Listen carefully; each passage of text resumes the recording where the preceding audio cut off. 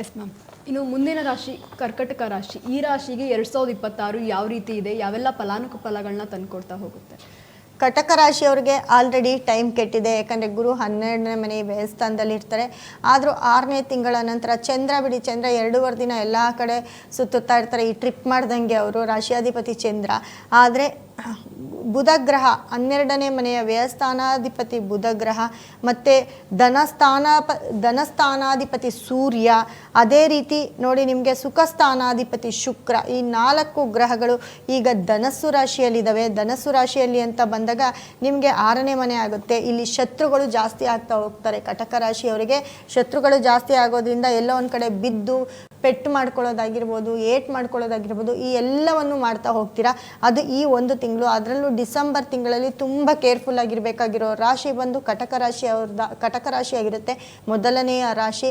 So ಗ್ರಹಗತಿಗಳು ಸರಿ ಇಲ್ಲದೆ ಇರೋ ಕಾರಣ ನಿಮ್ಮ ಈ ಒಂದು 3 ದಿನ ಆಗಿರ್ಬೋದು, ಜನವರಿ 15ನೇ ತಾರೀಕುವರೆಗೂ ತುಂಬ ಅತಿ ಹೆಚ್ಚು ಕೇರ್ಫುಲ್ ಆಗಿರಬೇಕು. ಇಲ್ಲಾಂದರೆ ತುಂಬ ಸಂಕಷ್ಟಕ್ಕೆ ಒಳಗಾಗ್ತೀರಾ.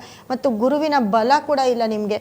ತದನಂತರ 15ರ ನಂತರ ಜನವರಿ ಆದಮೇಲೆ ಎಲ್ಲೋ ಒಂದು ಕಡೆ ನಿಮಗೆ ನೋಡಿ ಈ ಗ್ರಹಗಳು ಬದಲಾಗ್ತಾ ಹೋಗ್ತವೆ. ಮತ್ತು ಮುಖ್ಯವಾಗಿ ಏನಪ್ಪ ಅಂತಂದರೆ ಕೇತು ಗ್ರಹ ಕುಟುಂಬ ಸ್ಥಾನದಲ್ಲಿರೋದ್ರಿಂದ ಕುಟುಂಬದ ಪ್ರಾಬ್ಲಮ್ಮು ಜಾಸ್ತಿ ಆಗ್ತಾ ಹೋಗುತ್ತೆ.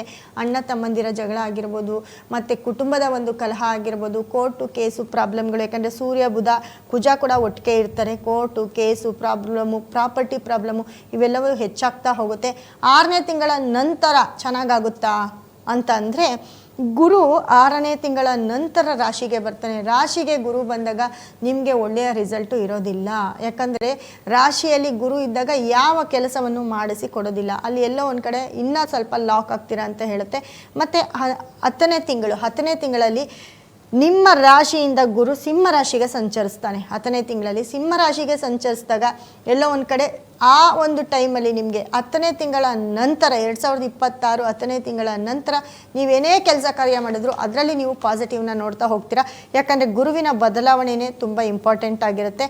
ನೋಡಿ ಕಟಕ ರಾಶಿಯವ್ರಿಗೆ 9ನೇ ಮನೆ ಅಂದರೆ ಭಾಗ್ಯಸ್ಥಾನದಲ್ಲಿ ಶನಿ ಇರ್ತಾನೆ. ಅವನು ಅಷ್ಟಮಾಧಿಪತಿಯಾಗಿ 9ನೇ ಮನೆಗೆ ಬಂದಿರೋದ್ರಿಂದ ಎಲ್ಲೋ ಒಂದು ಕಡೆ ನಿಮ್ಮ ಮನೆಯಲ್ಲಿ ನಿಮ್ಮ ವೈಯಕ್ತಿಕ ಜಗಳಗಳು ದೊಡ್ಡವರ ಮೂಲಕ ಪರಿಹರಿಸುವಂಥ ಒಂದು ಕೆಲಸ ಕಾರ್ಯ ಆಗಿರುತ್ತೆ. ಮತ್ತು ನೀವೇನಾದರೂ ಪ್ರೇಮ ವಿವಾಹ ಅಂತ ಯಾರಿಗೂ ಗೊತ್ತಿಲ್ದಿರ ಏನಾದರೂ ಮದುವೆ ಮಾಡಿಕೊಂಡ್ರೆ 2026ರಲ್ಲಿ ಖಂಡಿತವಾಗ್ಲೂ ಅದು ತುಂಬ ಜಗಳಕ್ಕೆ ವಿಕೋಪಕ್ಕೆ ಹೋಗುವಂಥ ಚಾನ್ಸಸ್ಸು ಅತಿ ಹೆಚ್ಚಿರುತ್ತೆ.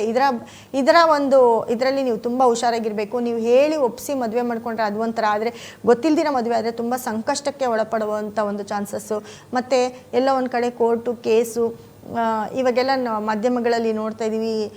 ಸುಲಿಗೆಗಳು, ಕೊಲೆಗಳು ಮಾಡೋದು ಈ ಮದುವೆ ವಿಚಾರಕ್ಕೆ, ಪ್ರೇಮ ವಿಚಾರಕ್ಕೆ ಆಗ್ತೈತೆ. ಆ ಒಂದು ರೀತಿ ಕಟಕ ರಾಶಿಯವರಿಗೂ ಕೂಡ ಆಗ್ಬೋದು ಈ ಪ್ರೇಮ ವಿಚಾರದಲ್ಲಿ. ಅದನ್ನು ಅವರ ಒಂದು ಗ್ರಹಗತಿಗಳಿಂದ ಹೇಳ್ತಾ ಹೋಗ್ತಾ ಇದ್ದೀವಿ. ಅದೇ ರೀತಿ ಕಟಕ ರಾಶಿಯವರು ಅತಿ ಹೆಚ್ಚು ನೋಡಿ ಚಂದ್ರನನ್ನು ನಮಸ್ಕಾರ ಮಾಡಬೇಕಾಗುತ್ತೆ. ಸಂಜೆ 6 ಗಂಟೆಯ ನಂತರ ಯಾವುದೇ ಕೆಲಸ ಕಾರ್ಯವನ್ನು 6 ಗಂಟೆಯ ನಂತರ ಮಾಡಿದ್ರೆ ನಿಮಗೆ ತುಂಬ ಒಳ್ಳೆಯ ರಿಸಲ್ಟು ಸಿಕ್ಕುತ್ತೆ. ಅದೇ ರೀತಿ ನೀವು ಅತಿ ಹೆಚ್ಚು ಹಾಲು ಮೊಸರನ್ನು ಅತಿ ಹೆಚ್ಚು ಯೂಸ್ ಮಾಡಿ ಅತಿ ದಾನವನ್ನು ಮಾಡಿದ್ರೆ ತುಂಬ ಒಳ್ಳೆಯದಾಗುತ್ತೆ. ಮತ್ತು ನಿಮಗೆ ಅಷ್ಟಮಾಧಿಪತಿ ಶನಿ ಮತ್ತು ಸಪ್ತಮಾಧಿಪತಿ ಶನಿ ನಿಮಗೆ ಭಾಗ್ಯಸ್ಥಾನಕ್ಕೆ ಬಂದಿರೋದ್ರಿಂದ ನೀವು ಸ್ವಲ್ಪ ಪುಳಿಯೋಗರೆ, ಎಳ್ಳು ಅತಿ ಹೆಚ್ಚು ಯೂಸ್ ಮಾಡಿ ಪುಳಿಯೋಗರೆಯನ್ನು ಮಾಡಿ ದಾನವನ್ನು ಮಾಡಿದ್ರೆ ತುಂಬ ಒಳ್ಳೆಯದಾಗುತ್ತೆ. ನೀವು ಅತಿ ಹೆಚ್ಚು ಆರಾಧಿಸಬೇಕಾಗಿರುವಂತಹ ಒಂದು ಟೆಂಪಲ್ ಅಂತ ಅಂದರೆ ಶಿವನ ಒಂದು ಟೆಂಪಲ್ನ ನೀವು ತುಂಬ ಅತಿ ಹೆಚ್ಚು ವಿಸಿಟ್ ಮಾಡಿದ್ರೆ ಅದು ನಿಮಗೆ ಪಾಸಿಟಿವ್ ಎನರ್ಜಿಯನ್ನು ಕೊಡ್ತಾ ಹೋಗುತ್ತೆ, ನಿಮ್ಮಲ್ಲಿ ಧೈರ್ಯವನ್ನು ತುಂಬಿಸ್ತಾ ಹೋಗುತ್ತೆ. ಶಿವನ ಟೆಂಪಲನ್ನು ಅತಿ ಹೆಚ್ಚು ಯೂಸ್ ಮಾಡಿ. ಮತ್ತು ನೀವು ಕೂಡ ಅತಿ ಹೆಚ್ಚು ನೋಡಿ ಈ ತಾವರೆ ಹೂವು ಆಗಿರ್ಬೋದು, ಅಥವಾ ಶಿವನಿಗೆ ಈ ಕೆಂಪು ಹೂವು ಸಿಕ್ಕತ್ತೆ, ಕೆಂಪು ಹೂವದಲ್ಲಿ ಯಾವುದೇ ಕೆಂಪು ಹೂವದಲ್ಲಿ ಅರ್ಚನೆ ಮಾಡಿಸೋದಾಗಿರ್ಬೋದು. ಅದೇ ರೀತಿ ಬಿಳಿ ಹೂವುಗಳನ್ನು ಅತಿ ಹೆಚ್ಚು ಯೂಸ್ ಮಾಡಿದ್ರೆ ಕಟಕ ರಾಶಿಯವರಿಗೆ ತುಂಬ ಒಳ್ಳೆಯದಾಗುತ್ತೆ. ನೀವು ನಂಬರ್ ಅಂತ ಬಂದಾಗ ಕಟಕ ರಾಶಿಯವರು 2 ಅತಿ ಹೆಚ್ಚು ಫಾಲೋ ಮಾಡಿ, ಅದೇ ರೀತಿ 6 ಅನ್ನೋ ನಂಬರ್ನ ಅತಿ ಹೆಚ್ಚು ಫಾಲೋ ಮಾಡಿದ್ರೆ ಎಲ್ಲ ಒಂದು ಕಡೆ ನಿಮಗೆ ಒಳ್ಳೆಯದಾಗತ್ತೆ.